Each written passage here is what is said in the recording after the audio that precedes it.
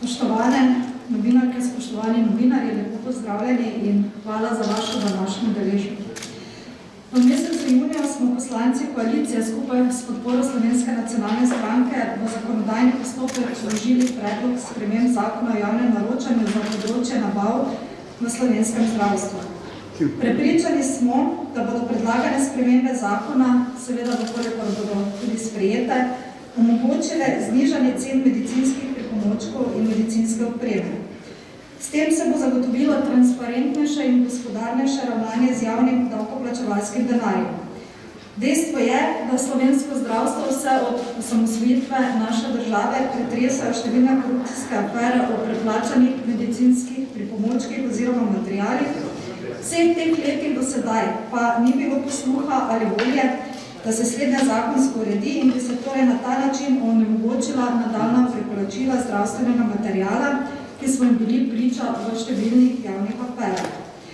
Tudi obe preiskovalni komisiji, ki sta bili do sedaj v ta namen v državnem zboru ustanovljeni, in sicer tako preiskovalna komisija pod vodstvom gospe Jurke Godec, ki je v prejšnjem mandatu ugotavljala zlorabe na področju nakupa žilnih opornic, kakor tudi preiskovalna komisija na področju nabav in upravljanja z medicinsko opremo in zdravstvenim materialom, ki še vedno deluje, sta na tem področju le potrdili večletno, negospodarno in netransparentno ravnanje z javnimi financami. Že pri preiskavi zgolj enega segmenta nabav, to so kolčne proteze, smo v preiskovalni komisiji ugotovili, da so bile le-te v eni izmed slovenskih bolnišnic v primerjavi z najcenejšo bolnišnico preplačane tudi do 75%. Ker trenutno veljavna zakonodaja očitno takšno ravnanje omogoča, slednje kaže na nujno potrebo po zakonski spremembi tega področja. Mestno poročilo preiskovalne komisije, ki je bilo sprejeto brez glasu proti, smo glede na ugotovitve preiskave zaključili z izhodišči oziroma smernicami za nadaljnje spremembe zakona o javnem naročanju, ki jih je potrebno sprejeti, da se torej preplačila zdravstvenega materiala ne bodo več dogajala. In prav na teh sprejetih izhodiščih preiskovalne komisije je bil pripravljen predlog sprememb zakona, ki smo ga torej junija lani koalicijske stranke s podporo SNS vložile v zakonodajni postopek. Na tem mestu torej želim poudariti, da predlagane spremembe zakonodaje temeljijo na konkretnih ugotovitvah preiskovalne komisije, ki so posledica izvajanja javnih naročil v slovenski bolnišnici. V preiskovalni komisiji so zastopane in so tako pri preiskavi sodelovale prav vse politične stranke, ki so danes v parlamentu. Da so spremembe zakona v tej smeri nujne, smo očitno soglasni tako v koaliciji kot v opoziciji, saj je bilo vmesno poročilo za sklepom, ki v bistvu vsebuje prav predložene spremembe zakonodaje, v državnem zboru na julijski plenarni seji brez glasu proti tudi potrjeno. Kot temeljno spremembo zakona torej predlagamo regulacijo cen medicinskih pripomočkov in medicinske opreme s sistemom referenčnih cen. Menimo, da bi z izvedbo sistema evropsko primerljivih cen preprečili, da bi se tudi v prihodnje ponavljala dolgoletna praksa slovenskih bolnišnic in sicer, da bi se torej enak material istega proizvajalca pri nas prodajal po bistveno višjih cenah kot v drugih primerljivih evropskih državah, kakor tudi, da bi se cene enakega materiala med slovenskimi bolnišnicami še naprej bistveno razlikovale.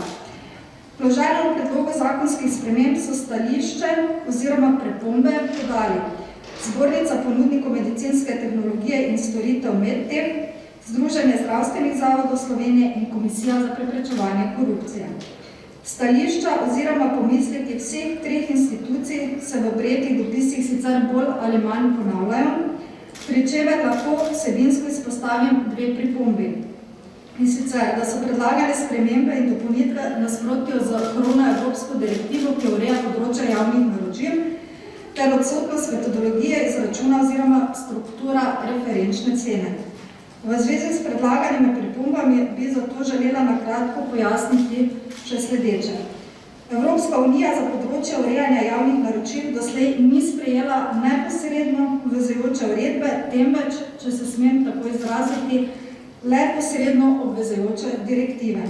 Slednje pomeni, da za razliko od uredb, ki so za države članice neposredno in v celoti zavezujoče, direktiva Evropske unije zavezuje le glede cilja, ki ga je potrebno doseči, pri tem pa državam prepušča izbiro oblike in metod. Navedena direktiva, na katere se sklicuje tudi mnenje Komisije za preprečevanje korupcije, torej predstavlja le okvirno vodilo za nacionalno zakonsko ureditev, ki jo države članice določijo same. Res pa je, da je bila doslej praksa naše države takšna, da so se direktive brez prilagoditve nacionalnim specifikam, pogojem in potrebam pač zgolj prepisovale v nacionalni predpis. Glede na to menimo, da predlagane spremembe nikakor niso v nasprotju z evropsko zakonodajo oziroma konkretno krovno direktivo. Tudi postopek s pogajanji brez predhodne objave je predviden posebno v skladu z cilji oziroma namero evropske direktive. V skladu z zahtevami direktive se bo namreč kot nova posebna zakonska ureditev za področje javnih naročil v zdravstvu, torej kot lex specialis, ta postopek lahko uporablja le v posebnih primerih in okoliščinah, ko bo to nujno potrebno. Pri čemer bo moral za izvedbo izpolnjevati tudi kriterije izjemnih okoliščin iz 50. točke preambule Evropske direktive. Postopek se bo tako lahko izvedel zgolj in šele, če določenega artikla ne bo mogoče naročiti po referenčni ceni, niti z zakonsko dopustnim odstopanjem, to pa je, da se blago nabavi do 10% nad določeno referenčno ceno.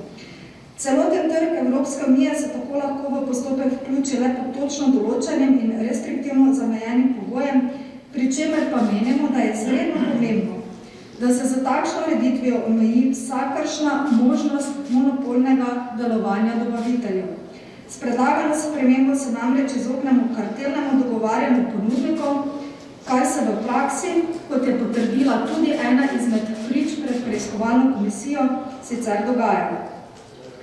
Tudi druga vsebinska pripomba glede metodologije izračuna cen oziroma strukture referenčne cene pravno formalno menimo, da ni utemeljena, saj slednje preprosto ne more biti zakonska materija.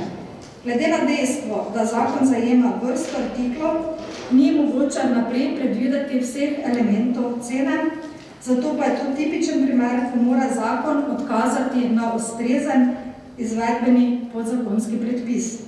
V skladu z opozorili se bo z amandmajem v prehodne določbe predloga zakona dodatno vnesla ustrezna določba, da se sprejme predpis, s katerim se bo natančno uredila metodologija izračuna cen za posamezno kategorijo nabave oziroma medicinskega materiala. Podpisniki tega zakona pa smo veseli tako soglasne podpore zakonskemu predlogu strani Državnega sveta, ki je predlog obravnaval na včerajšnji seji Komisije za državno ureditev, kakor tudi podpore strani stroke dr. Blaža Mraveta, ki bo v nadaljevanju tudi sam predstavil argumente za nujnost sprejema tega zakona. Hvala, izvoli Blaž. Ja, dobro dan, vsem skupaj. Jaz bom podal malenkost bolj osebno noto. Potrebo po spremembah, ki se trenutno dogajajo in upam, da se bojo zgodile, smo nekako zaznali, vsaj midva s profesor Markom Nočem, leta 2012. Takrat je takratni direktor, gospod Simon Vrhunec, danes vemo, da sicer s figo v žepu, ampak pozval zdravnike v UKC Ljubljana, da če kdo ve za kakšne nižje cene ali pa kakršnokoli možnost optimizacije nabav, da naj pač pri tem pomaga.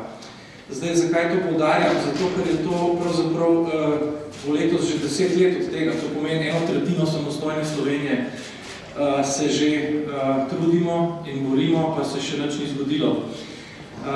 Midva sva potem, kot je znano iz javnosti oziroma z medijev, sva takrat pridobila cene za žilne opornice iz Poljske, iz Nemčije in ugotovili smo, da so te cene pravzaprav 3 do 4-krat nižje, kot so bile v UKC Ljubljana.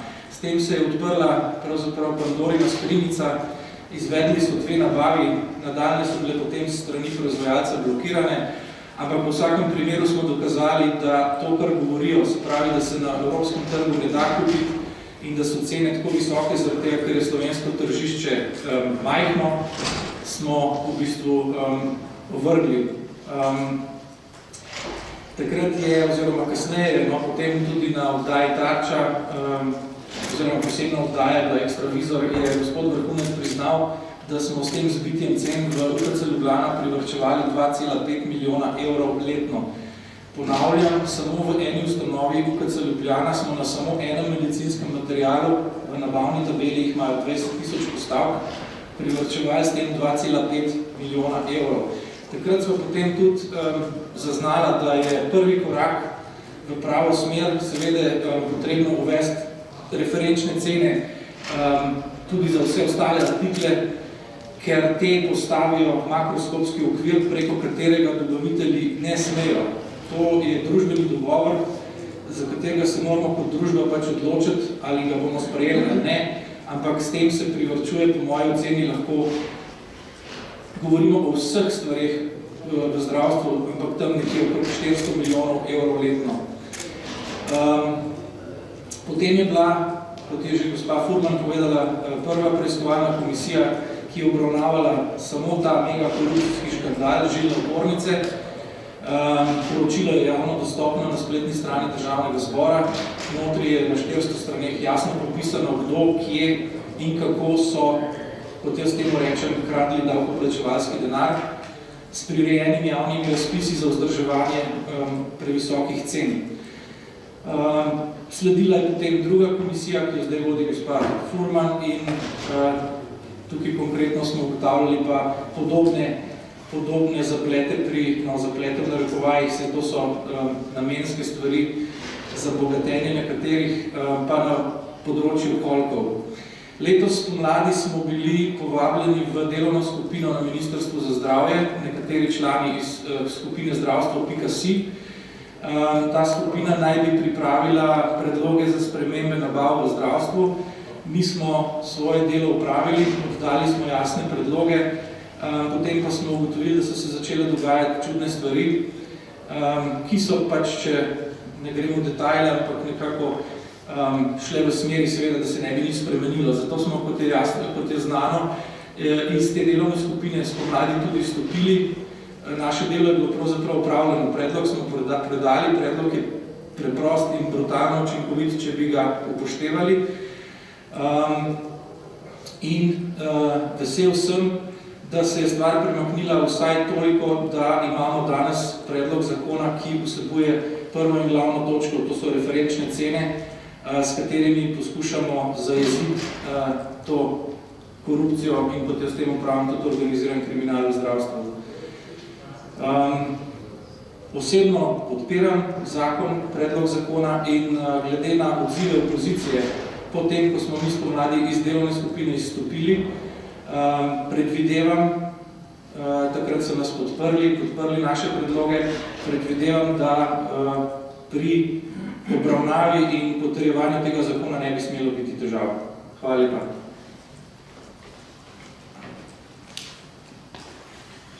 Lep pozdrav. V Novi Sloveniji si prizadevamo za učinkovito, kakovostno, predvsem pa dostopno zdravstvo. Problem sedanjega sistema javnih naročil v zdravstvu tiči v šibkem nadzoru in možnosti sistemske korupcije, o kateri smo že veliko izvedeli iz medijev, predvsem pa iz dveh preiskovalnih komisij. V Novi Sloveniji krščanski demokrati podpiramo predlog, ker vzpostavlja večjo preglednost in najpomembneje določa referenčno ceno za medicinsko opremo in medicinske pripomočke. V Novi Sloveniji predlog tudi podpiramo, ker predlog vzpostavlja sistem evropsko primerljivih cen, večjo preglednost med naročanjem in predvsem boljši nadzor. Na ta način bomo zagotovili racionalno porabo sredstev iz zdravstvene blagajne. Če za medicinski material namenimo manj denarja, ga bo več ostalo za kakovostno obravnavo bolnikov brez čakalnih vrst. Veselim me, da lahko ta v imenu Nove Slovenije krščanskih demokratov danes tukaj zagovarjam in ta predlog zakona tudi uradno podprem. Hvala. Slovenska nacionalna stranka se z veseljem vključila v ta pripravo tega zakona in mi ga absolutno podpiramo. Dejstvo je, da je to delo pravzaprav kronalo kar nekaj časa priprav v Slovenski nacionalni stranki. Namreč leta 1997 sem jaz prvi sprožil vprašanja, ki jih danes rešujemo s tem zakonom. Skratka, skoraj 25 let je trajalo, da se je nekaj premaknilo. Premaknilo se je s težavo, kajti ves čas so bili problemi, da se nekaj ne da, se ne sme, se ne more. Strici iz ozadja so držali odprte žepe, kamor je kapljalo ogromno denarja. Po nekaterih izračunih je v te žepe kapljalo, oziroma odkapljalo med 1 milijardo 300 milijonov do 1 milijarde 700 milijonov evrov. To je fantastičen denar. In zakaj bi ta denar na mesto za zdravje bolnikov šlo za kupovanje jaht, nepremičnin na raznih otokih, nizozemskih in kakšnih drugih, potovanj po Mauriciusu in ne vem kam še vse, in pa za avtomobile, fikuse in lepe tajnice. Mislim, da je zakon izredno dober in dvomim, da bo v parlamentu katerakoli stranka glasovala proti. Če bo katerakoli stranka glasovala proti, pomeni, da podpira korupcijo, da je morda celo povezana z koruptivnimi elementi in da je ni prav dosti za Slovence in Slovenke, ampak jim je bolj za lastne žepe. Skratka, vesel sem, v naši stranki smo veseli, da je zadeva prišla tako daleč, v bistvu, da po skoraj 25-letnem čakanju in niveliranju, da danes bomo ta zakon skratka vložili, podprli in na koncu praznovali tudi s tem, da bo veliko več naših bolnikov dobilo pravo oskrbo, da bomo dobili dobre materiale in pa predvsem z ustreznimi cenami. Hvala.